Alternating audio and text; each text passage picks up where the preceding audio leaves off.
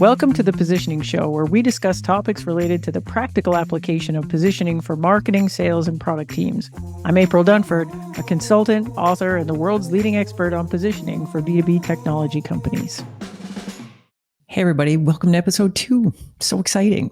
Hey, today I want to talk about competition and why it matters for positioning work and how we should go about it. So fundamentally, positioning is about defining how we win in a market. So at its root, positioning is really about the position that we occupy in a market compared to other alternatives. Now, as I mentioned in the last episode, sometimes customers make really surprising comparisons. So we got to be really careful that we're not just making assumptions here about who they compare us to. So how do we go about figuring that out? Well, the obvious answer would just be, hey, we'll just go ask customers, right?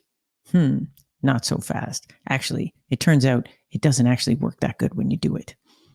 Let me tell you a story. So way back when, it's 100 million years ago, I'm really junior, working at this startup. We had done a repositioning a couple of years before. And so product had been in market with the new position for a while. And I got this question in my mind, like, I wonder who we really compete with. Like, we talked about it a lot in the office, but we never actually went out and asked customers about that. So I thought, hey, I'm going to do a survey.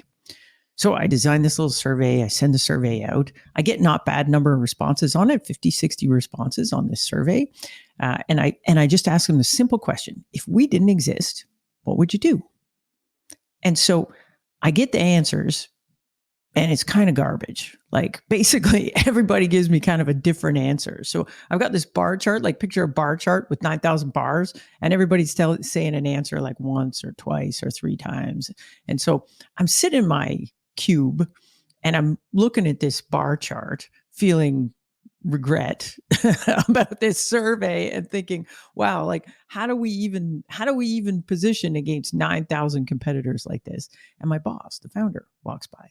And he looks over my shoulder and he says, hey, what you working on over there? I said, well, I did this survey. I was trying to figure out who we compete with. These are the answers. I'm feeling kind of sad because it looks like we compete with everybody. And founder leans over my monitor, squints his eyes, and he says, who said that? And he points at one of the responses. And I'm like, I don't know. I'm going to check the spreadsheet, So I pull up the spreadsheet, look on the spreadsheet, and I'm like, that was Bank of Montreal. And he says, look at me right here. Let me tell you something. We hate Bank of Montreal. We hate them.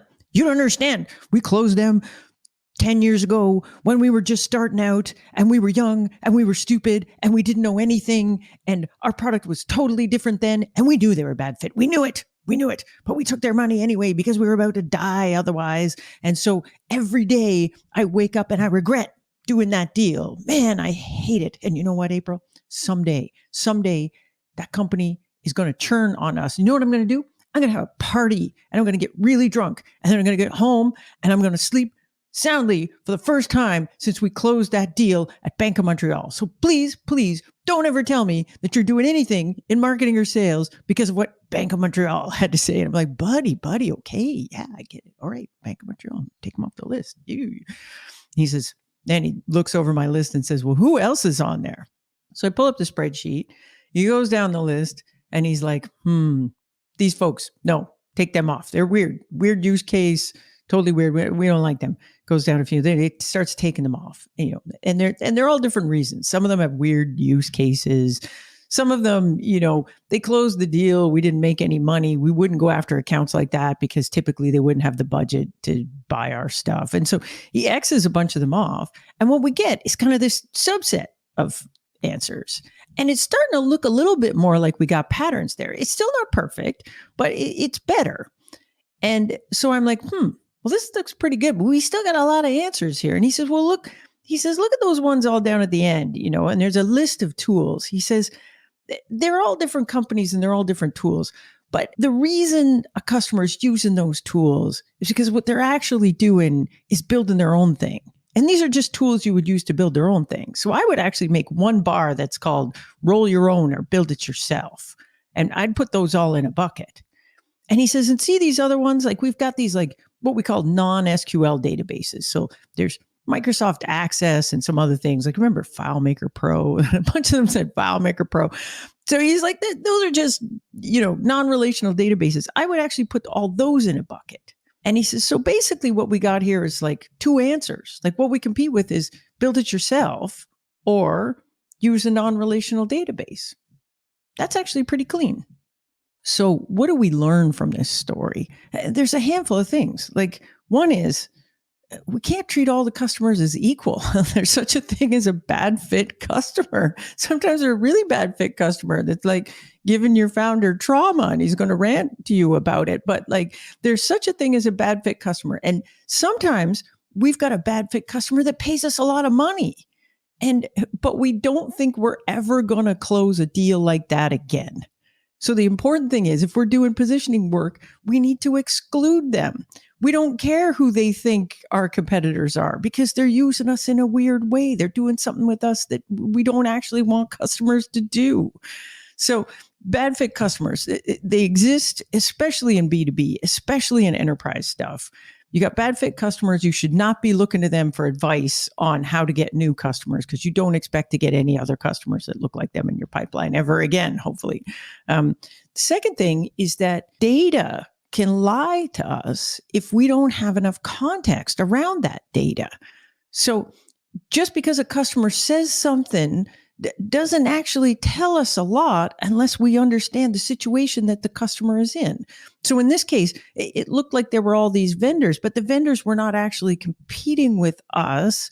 There was this approach or the way they stitched those vendors together, which was actually the important thing. So when people say, we just need to talk to our customers, yes, obviously we want to talk to our customers. We want to do that as much as possible. We want to understand the customer situation. But in things like surveys, we have to be really, really careful about the data we get. Like we need to understand the context of it so we can understand what to collapse, what to pay attention to, and what to ignore. So the last point I think that's really important here is that we don't compete with companies. We compete with approaches to the job that the customer is trying to do. Now, this is really important. I think most of the time when we think about competition, we think about companies or we think about products. And a lot of times, companies that I work with, they're scared to talk about the competition. In fact, they avoid talking about the competition at all because they don't want to be seen as bashing the competitors. And that's true. We don't want to do that. Nobody wants us to do that. If we walked into a meeting and said, hey, everybody at Microsoft is stupid, that would just make us look stupid. Like our friends work at Microsoft, your customers' friends work at Microsoft. Heck, we all might lose our jobs today and end up working at Microsoft.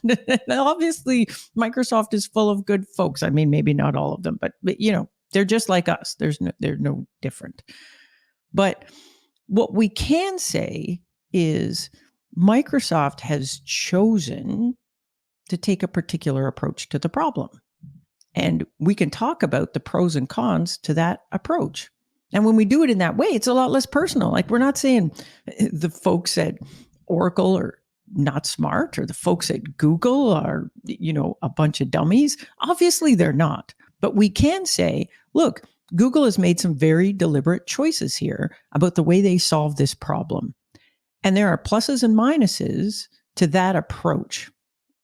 Heck, we can even do that without mentioning the name of the company at all. So we can say, look, there are a category of solutions that take a particular approach to this problem, and here's the pluses and minuses. This we can do all day. This is actually super helpful to customers. Customers want this from us. They want to understand the universe of options that they have and the pros and cons to each of those options. The more we can help customers figure that out, the more valuable we are to them in a sales process. Now, the last question is, so if I can't just go ask my customers who's my competition, how do I actually figure that out? Well, the super easy answer to this question is you walk over to the sales and you ask them. Because they know, if you have a sales team, they know the status quo is an account. They know who ends up on a short list. They know the answer to this question. The muddy waters get into, there will be differing opinions across your team about who your competitors are. So, for example, if you walk over to product management and you ask them, who's the competition. Well, they got a longer list, guaranteed, because part of what they're thinking about is the future. They're building a roadmap. They're trying to make sure they have a product that's competitive a year from now, 3 years from now. So they've got a lot of what I would call horizon competitors that they're tracking. Now, if you walk over to sales, there might be a lot of those horizon competitors that if you ask sales, hey, do we ever see these folks in a deal? Sales is going to say, nope, never seen those guys in a deal. So listen, we don't have to compete against competitors that our customers, for whatever reason, never seriously consider. This is a ghost. This is just living in our head, but doesn't actually exist. For positioning work, I only have to compete against the things that my customers consider competitive right now in the market I'm in right now, because I'm trying to close deals right now. This is a very important concept. So I can take into consideration what the product team says, but at the end of the day, sales actually really knows who we're competing with in the market today. Now, you might say, well, wait a second, April, like, what if one of those horizon competitors creeps up? Like they might start competing with us next year. And you're right, they might. And so you know what? If they do start competing with us next year, we're going to adjust the positioning then. This is why it's very important to check in on your positioning regularly. We can't just carve it in stone, forget about it. The market's constantly changing. But if I'm checking in on it regularly, I have an opportunity to come in and say, hey, have we started seeing these folks in deals now? Are they actually our competition now? And if and when they start causing us pain, we'll take a step back, look at the positioning, and determine whether or not it needs an adjustment, because these folks are now seriously challenging us. Lastly, and I think this is a super important point, a lot of the marketing and sales stuff that I see in startups avoids talking about competitors completely. And it also avoids talking about competing approaches. I mean, sometimes you'll get this really vague, like there's an old way of doing things and a new way of doing things. But the reality is, for most customers in a purchase process, particularly in B2B, particularly in enterprise, the competitive landscape is actually really complicated. And so a key part in any purchase process is figuring that landscape out. If you look at a lot of SaaS companies and you look at their marketing materials or you look at their sales pitches, they seem to make this assumption that they're operating in a vacuum of competition. There just isn't any. And so all they're doing is talking about themselves in isolation. Here's our amazing features. If we're lucky, here's the value we deliver. Here's all the reasons to pick us. But if we really want to take a customer's perspective on this, the customer does not need that question answered. The customer's question is not, why should I pick you? The customer's question is, why should I pick you over the other guys? Because there's a short list and I'm looking at other things and I got lots and lots and lots of choices. So if we're not doing a good job of describing what makes us different and better than the alternatives, then that's going to make it really hard for customers to figure that out. Now, sometimes we have this issue in that customers are comparing us to something that we don't actually want to be compared to. So we'll find the answer to the question. We don't like that answer. So what do we do about that? Now, this is one of the key things that great positioning can do. Great positioning can actually change the frame of reference for a customer so that they do compare us against things that we do feel like we should be compared to. So let me give you an example. I worked at a company, and the reason I joined was they had this cool database technology, and I was really into database tech at the time. But they had this cool thing. They had patents on it. It was invented by a couple of guys with PhDs in data science, and this thing was super cool. And what it did was, if you had a certain kind of query, it could query mountains and mountains and mountains of data, like terabytes and terabytes of data, and do it super, super, super fast. So on certain kinds of queries, on a regular database, it would take you days sometimes, or a week sometimes, to run this query. And our amazing database thing could do it super, super fast, like in seconds. So it's like magic database technology. Anyways, I joined the company. I'm the vice president of marketing, and everything sucks. Like, it just sucks. Like, I'm running campaigns. I'm sending emails. Nobody's clicking on my ads. Nobody's opening my emails. We went to a trade show. It was terrible. I'm standing in the trade show. People would come in to the booth and they'd be like, hey, what do you guys do? And I'm like, hey, we've got this super cool database thing. And they're like, oh, look, Microsoft's got t-shirts, and off they go. I couldn't figure it out. And so I thought, you know what? I need to go see what's happening in an actual sales call. And so we had a really excellent VP sales. And he was doing a lot of face-to-face sales calls. So I said, dude, I just want to come out in these meetings with you and see what's going on. And he says, great. So he books a week worth of meetings and we hit the road. So we go into the first meeting and it's amazing. He goes in, he connects his computer and the people come into the meeting and there's like this chief information officer and a bunch of database people, like database tech people. And, my sales guy gets up there and he's doing a great job pitching this thing. And he's like, hello, ladies and gentlemen, we're here to pitch you this fabulous new database. And the minute he says that word, you can see everybody in the room database. Yeah. And everybody's on their phone checking Facebook and stuff. And I'm like, oh, wow, we just lost them. And my rep is like, no, you don't understand. This is an amazing database. We got the patents and the PhDs, and he's talking about the mountain data and doing the thing in 3 seconds versus 3 days. And eventually, he gets to slide 3 or 4. And mind you, this is a sales deck with 100 slides on it. He gets to slide 3 or 4. A senior gal in the room, she puts up her hand and she says, hey, yeah, love it. Get it, dude. Get it. You got that database thing. That's amazing. But you know what we don't need around here? We don't need a database. See everybody in this room? Everybody here is Oracle. We're all certified on Oracle. We're an Oracle shop. You know what? We're not married to Oracle. It's not like we think Oracle is the greatest thing in the world, but we're kind of in there with them. We picked them. We're standardized on them. And you know what we don't need? We don't need another database. And so what we'd really like you to do right now is to just, get the heck out. And so we would pack up our stuff and we walked out to the parking lot and I said, wow, dude, that was really bad. Do you have a lot of sales calls that go like this? And he says, yeah, actually, pretty much everyone. And I'm like, what? Why are we even doing this?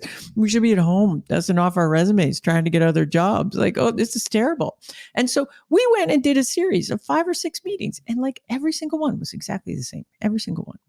We finally get to the last meeting, and the last meeting is a sympathy sales call. You know what that is, the sympathy sales call? That's when your CEO knows a guy who knows a guy, and he agrees to take the sales meeting because he feels sorry for you. We're doing one of those. So we walk in. He's a very senior guy at an insurance company. He walks in. He doesn't bring any of his people because he figures this thing is a complete waste of time, and he's just doing us a favor.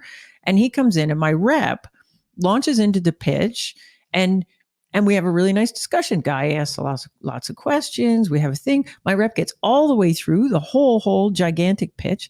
And we get to the end and the rep says, so what do you think? And the guy leans back and he goes, I love it.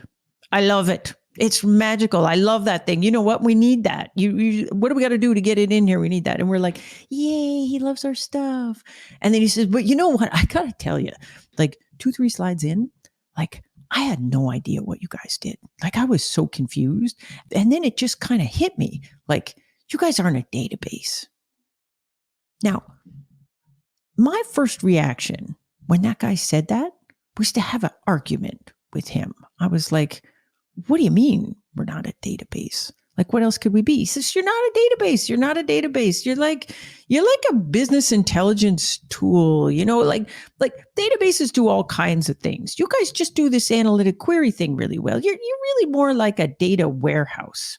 So I started to fight with him about this. So I was like, no, we're not a data warehouse. My goodness, we don't have data warehouse things. We don't have a roll up in cube function and all this stuff. And he's like, that doesn't matter. What matters is the result. And so we had this kind of back and forth thing. And at some point he got really frustrated with me and he was like, look, who are you anyway? And I said, I'm the vice president of marketing. And he says, how did you get hired there? You don't even know what you are.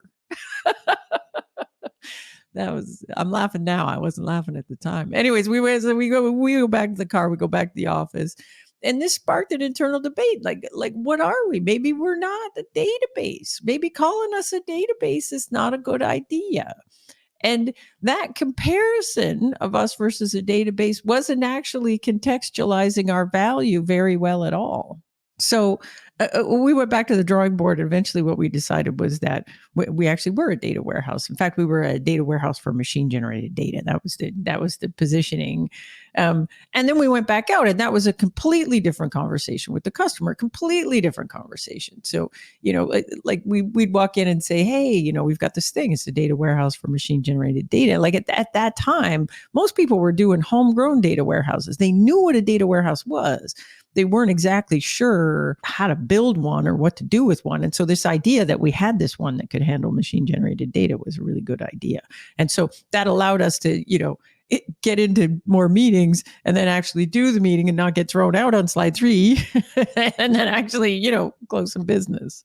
But here's what's funny though. Like if you went and asked our existing customers what they compared us to, I don't think any of our existing customers would have just called us a database. But prospects thought we were that. And you know why they thought we were that? Because we thought we were that. So we taught them that.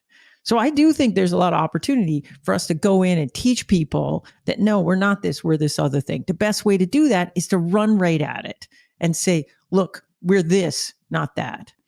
What some companies will try to do is they'll try to avoid putting themselves in a bucket at all. And I think that is a massive mistake. If you don't give customers something to compare you to, then they're going to make up their own comparisons.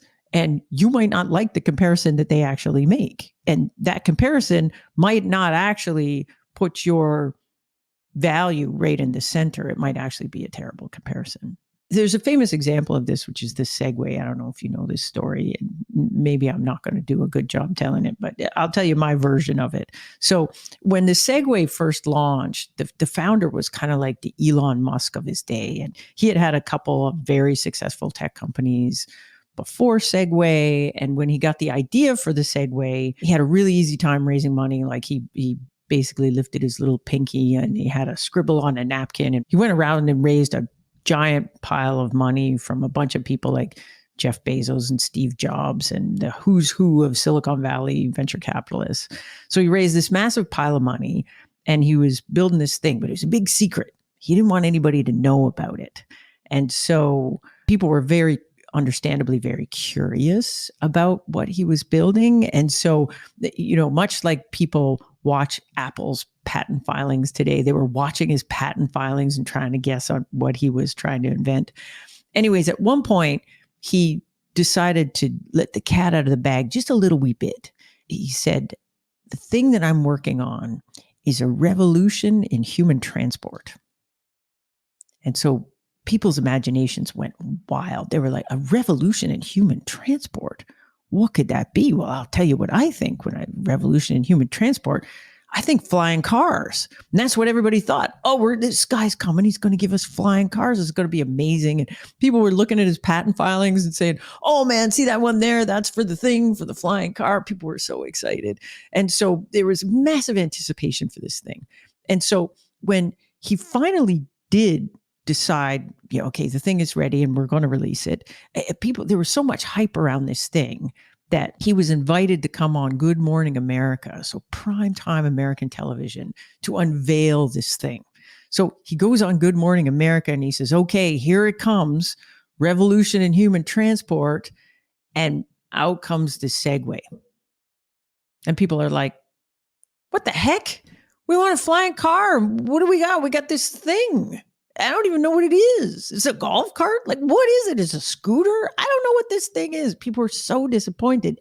And even then, they refused to categorize what the thing was. So people had a super hard time figuring it out, even when they could see it. There's really interesting interviews with the early Segway users. Like there were some people that were super enthusiastic about this thing right from the very beginning. But I read an interview with one of the early Segway users and he said, you know what the worst part is about owning a Segway? Nobody knows what it is. So they don't know what you're supposed to be doing with it. So if you drove the Segway on the road, people in cars would be honking their horns at you saying, get that stupid bike thing or whatever that is, get it off the road. That doesn't belong on the road. And then if I tried to drive it on the sidewalk, ladies with baby strollers and stuff would be yelling at me saying, get that stupid scooter thing off the sidewalk. You're a menace. And so nobody could figure out what it was. And then people were forced to put it in a bucket themselves. In the case of the Segway, it was a tremendous flop. They didn't sell even a tiny fraction of the number of Segways that they thought they were going to sell, even though the thing was technologically brilliant. And years later, the patent portfolio did get sold to another company that's using them for those hoverboard things, I think. So the lesson here is that if we don't deliberately position our products in a market category, then the customers are going to have to figure it out themselves. And you might not like the way that they decide to position you.